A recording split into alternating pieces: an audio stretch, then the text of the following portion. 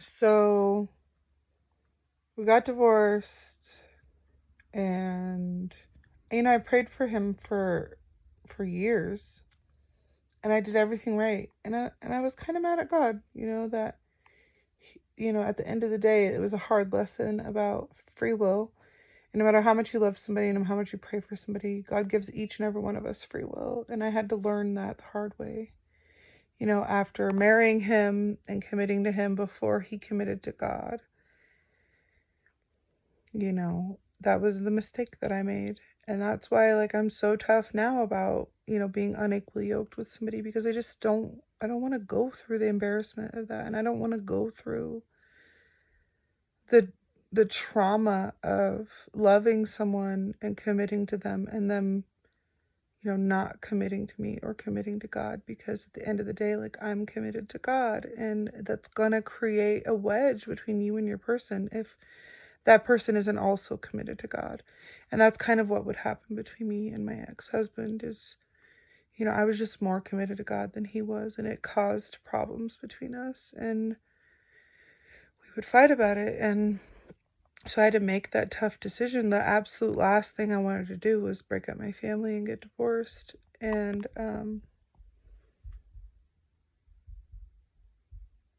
it was, the whole thing was just really hard to navigate.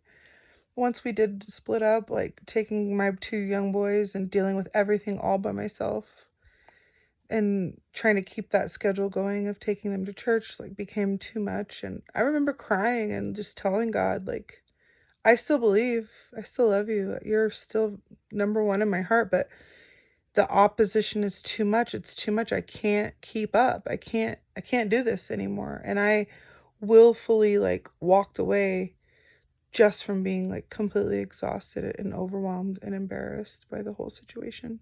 Running into people at church, asking questions, the whole thing was really, really difficult. So I left the Mormon church. I was in college and learned about this gentleman named Martin Luther, who talked about in First Peter about the royal priesthood and holy nation. And through a lot of different scripture and different things, convinced myself, Mormonism was not correct. And even through Joseph Smith using the seer stone to translate the Book of Mormon, I justified me using tarot and divination and crystals and stones for similar uses and protection, because he used the seer stone. So, excuse me, why can't I? Also, the fact that a lot of Christians and Mormons at the time didn't really adhere to the Old Testament, and so the only place it really talks about divination being a sin was in the Old Testament. So I convinced myself, oh, if we don't follow the Old Testament anymore, then I don't have to follow these scriptures. And I was very much on my own path and doing my own thing. And before I left the church, I was called to teach the 8-year-olds the Old Testament.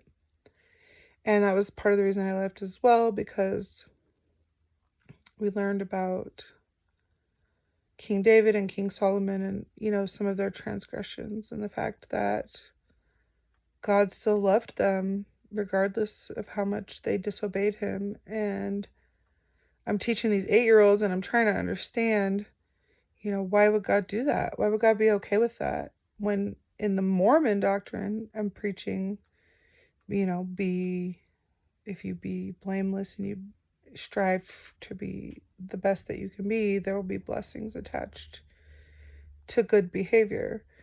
And so why is God still loving and blessing King David and King Solomon when they're not practicing good behavior? It felt very contradicting, and it confused me as an adult. So I just didn't feel comfortable teaching that to children. So I remember asking around some questions, and people didn't really have answers for me. And so the combination of everything just kind of led to my decision to leave the church for a while. It was only supposed to be temporary, but with things like that, you get out of habit of doing anything, and so much time goes by so quickly. So, excuse me. Let's see. So I left the church through being completely unsure of everything at this point and being kind of mad at God and overwhelmed and lonely now and scared and heartbroken. I started watching tarot card readings and I started talking to this guy online, and the tarot was like spot on with like some messages between me and this person, and so I took it as a sign that it was real. And so I started buying tarot cards. I started studying tarot for 2 years, spent thousands of dollars. Every time I try to upload a video, because I started a YouTube channel for tarot. I was really good at it, by the way. Every time I upload a video or try to do readings, like there would be all these challenges. I eventually got so frustrated after years of like studying and practicing, and I just cried and prayed to God, and it was just like, look, I believed that tarot helped people because it helped me through my divorce, and I just want to help people. If this is not what you want me to do, please show me the way. And it wasn't 5 days later, I ran into an old friend who at the time needed a place to stay, and although I was like against roommates and really hesitant on letting anyone back into my life, I looked down while we were in the car together. She had a Bible in her purse, and it turns out she had been studying the Bible for 4 years before that. A lot of people don't know this, but I also prayed to God to learn the Bible better because I was always so busy.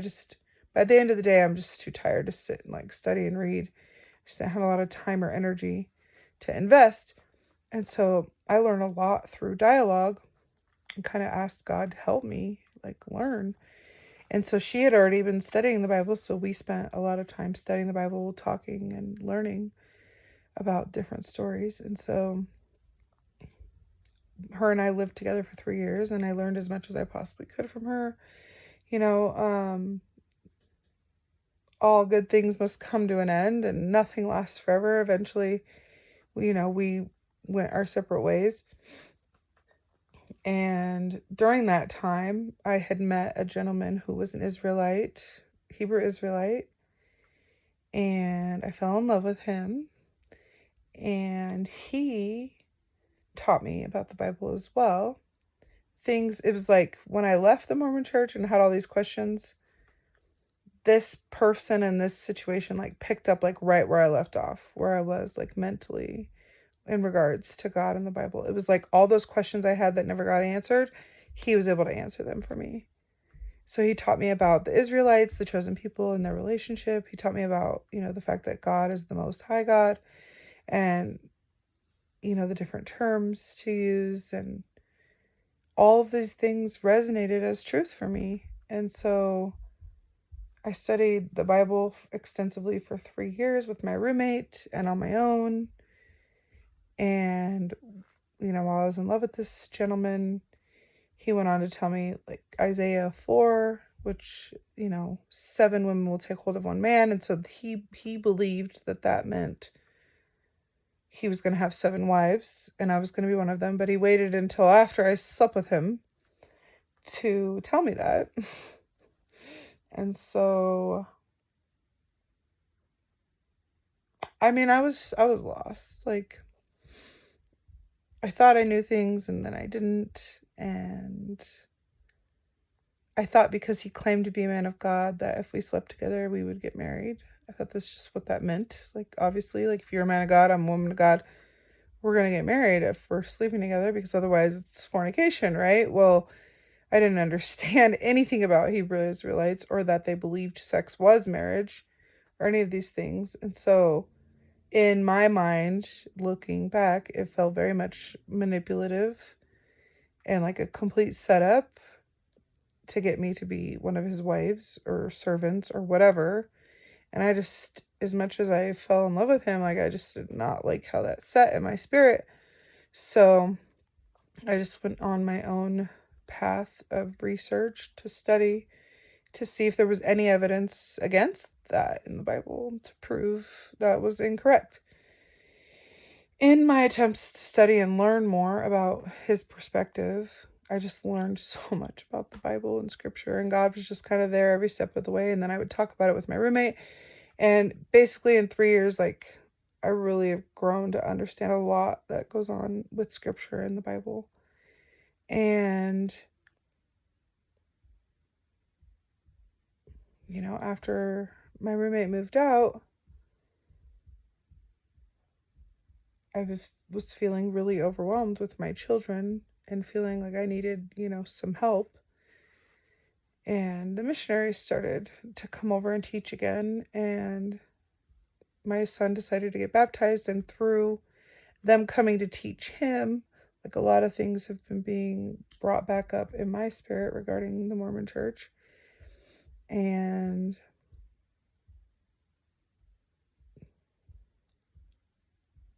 God has been showing me through scripture and revelation how the Mormon Church is very connected. It has a lot of similarities as the Hebrew Israelites. And so I don't feel like, considering my association with both, I don't feel like it's a coincidence at all. And so God has been like pointing out certain scriptures to me to kind of confirm these feelings that I'm having about the LDS doctrine and the Hebrew Israelite doctrine and their association and connection with one another. So that's how we got to this point. And in my next video, I'm going to talk strictly about prophecy, the prophecy in Ezekiel 37, and why I believe that the first stick, is Judah, the Hebrew Israelites, the Black Hebrew Israelites in America, and the second stick is the Book of Mormon and the LDS. Now, before I get into that, I just want to point out I have not ever been to the temple, and I don't know if I ever will. There are things in the LDS doctrine that I do not agree with, or I'm not completely convinced on, and I'm unsure. One of them being the law of tithing. There's scripture and different doctrine that, counters that claim that we are still obligated to pay the law of tithing. And I'm just not 100% sure about the temples and what their purpose is. I've never been. And there are other things within the Mormon doctrine that I don't agree with. I will go on to explain why I still chose to have my son baptized there and why I still go and learn from them in my next video. Thanks, guys.